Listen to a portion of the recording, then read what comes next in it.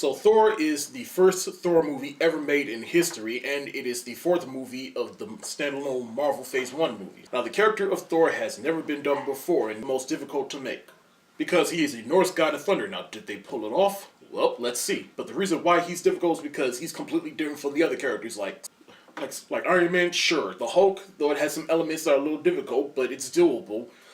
Captain America, sure. Even the non-Marvel Marvel movies, Spider-Man and X-Men, we can make those any day of the week. But Thor, he is really, really different. So you have to make him in a way that you can take him seriously. Now, the character of Thor, he is played by Chris Hemsworth, and he is perfect in the role. But Thor, he is the son of Odin. They live on Asgard. Odin is played by Hannibal Lecter himself, Anthony Hopkins. He wages war against the Frost Giants, and the Asgardians defeat the Frost Giants and seize its power. But in the present, the Frost Giants try to take it away from Asgard. So Thor, along with his brother Loki and Lady Sif and the Warriors 3, they go to the Frost Giants' world and try to take it away from them, but this fails and the battle ensues between them and the Frost Giants. But then luckily Odin comes in and saves them, and this destroys the truce between the two races. Now because of this, Odin banishes Thor for his ignorance and stupidity. For Thor's ignorance, Odin banishes him away from Asgard and strips him of his power and sends him to Earth along with his hammer. Now Thor lands in Mexico where he meets Jane Foster, Eric Selvig, and Darcy. Thor spends the majority of the film with them, and it kind of becomes a fish out of water type thing. Now again, Thor's hammer gets sent to Earth, and the local people of New Mexico, they try to pick up Thor's hammer, but only the worthy person can pick it up. And I find that scene really funny because you see a whole bunch of people crowding around the hammer, throwing barbecues and drinking and whatever, and they even try to pull the hammer with their car, but that fails in the tailgate of the truck, and that makes for an awesome Stan Lee cameo. After this, Agent Coulson of S.H.I.E.L.D. comes in and he finds the hammer, and that's where the end credit scene from Iron Man 2 comes in. So Agent Coulson and some other S.H.I.E.L.D. agents, they crowd around to see what the heck is up with it, and Thor finds out where it is and tries to go get it and lift it. Now before I continue on with the story, let's talk more about the characters. Now Odin, he is played by Anthony Hopkins, and he is perfect within this role, and I like seeing more pedigree actors within these movies. Like Anthony Hopkins, he even said that he did this movie for his grandkids. Renee Russo plays his wife Frigga, and she's good in the movie for the couple minutes of screen time she has in the movie, but they give her more in the second film, but she's good in the movie. Tom Hiddleston plays Loki, and he is perfect within this film, and he is everybody's favorite likable villain. Now, at first, he wasn't my particular favorite villain, and when he came to the Avengers, he was for a while, but then, but I didn't really jump on the Loki train until the second film, and I can see why everybody likes him now. Not my favorite of any Marvel villain, but I love his backstory, because Loki, we learned that Loki, he is Laufey's son, which is a big revelation for Loki, because we then learned why Loki has always been in Thor's shadow. And as Loki said within the film, while it all makes sense, why he always favored Thor more than me, because no matter how much you claim to love me, you can never have a frost giant sitting on the throne of Asgard. And I love that scene, because Tom Hiddleston is such a good actor. I loved him in that particular scene, because we could see the hurt and anger within him. And to me, that scene right there was when Loki was truly born. They're also good as Thor's friends. Lady Sif and the Warriors 3, they're good as Thor's friends. The Earth characters are good as well. Like, we got Jane Foster, who's played by Natalie Portman. Now, me personally, I particularly like her as a love interest for Thor, and they're my favorite couple within any Marvel movie. I don't know why. Either that is because I like Natalie Portman more than Gwyneth Paltrow and Liv Tyler or any other. Though I do like Scarlett Johansson more than Natalie Portman. Don't get it twisted now. But she is good in this film. She's a scientist. But I like them in this movie because, again, they both come from two different worlds. Thor, he is a fish out of water on Earth. And then Jane, she's trying to understand his world. But then Thor tells her that he comes from a world where magic and science are one and the same. And they did a good job of showing that. Eric Selvig is played by Stellan Skarsgård, and he is Jane's mentor, and he's good in this movie, and they do more with him in future films, but he was real good in this movie. Darcy is played by Kat Dennings, who was funny in this movie. He's the same character in most movies, but she was good in this movie. She brought some much-needed comedy relief to this movie, and that's one of the things I loved about this movie, was the comedy. Where there's this one scene where Thor wakes up in the hospital, the nurse tells him, I'm just going to draw some blood, and then Thor tells him, how dare you attack the son of Odin? And then he just starts attacking people, punching people, and throwing people around. The fish out of water elements in this movie is what makes this movie work as a comedy. The fish out of water elements within this movie is what makes the comedy within this movie work. And of course, you also got the scene where Thor walks into that pet store and he's like, I need a horse! It's just funny seeing someone from another world being on Earth and he's not used to our human customs. Now, the title character, Thor, I love Chris Hemsworth in this role because he was born to play this role. And when he's throwing down, he is throwing down. And it was cool seeing him use the hammer and stuff. And I love all the action scenes when he uses it. I just love how they handle this movie because it's like, how are you going to turn this into a movie?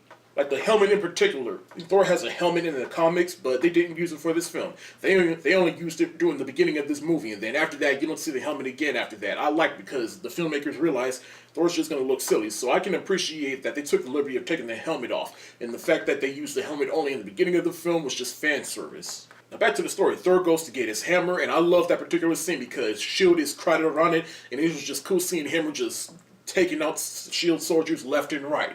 And then, but when he finally goes to pick it up, I felt the emotion of that scene. Because again, he was banished and he can only pick it up if he's worthy. So seeing the hurt in him trying to pick it up and he realized he can't and he is trapped on there, I empathized with him and I just felt sad with him.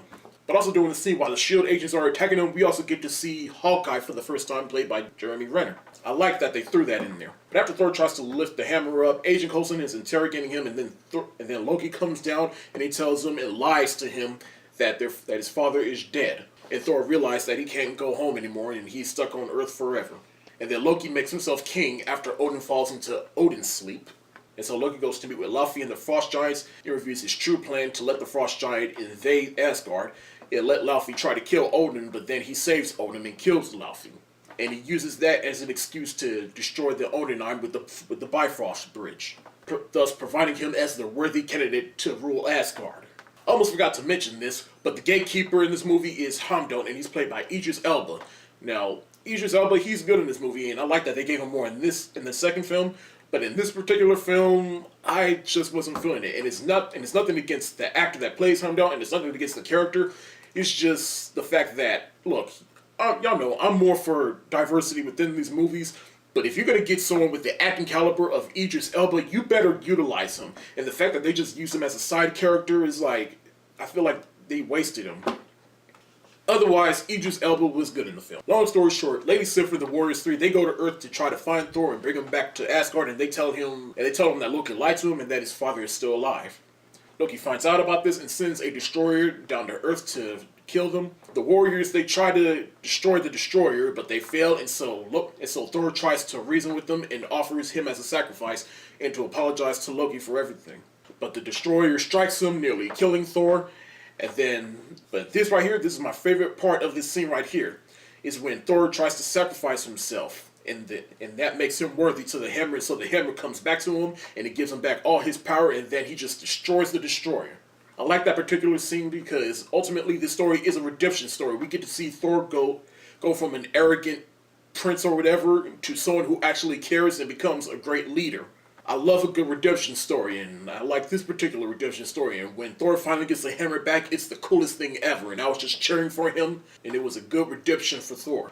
So Thor and the others, they go back to Asgard, and Thor confronts and fights Loki. Now, I like this fight too because I like the conflict between the brothers. The action was choreographed well, and even the sound effects in the movie. I'm telling you, when you're watching that scene, have the volume jacked up when you're watching that scene. The sound adds on to that particular scene. In the end, Thor destroys the Bifrost Bridge to stop Loki's plans, and then Odin wakes up and he saves the two brothers. And Loki seeks Odin's approval, but then Odin rejects him. And then Loki falls into the abyss of space, or the wormholes, or whatever they were. Loki falls into the galaxy, if you know what I'm talking about. And Thor is spared and brought back to Asgard, but he is stranded there since he destroyed the bridge, and so he cannot go back to Earth and be with Jane.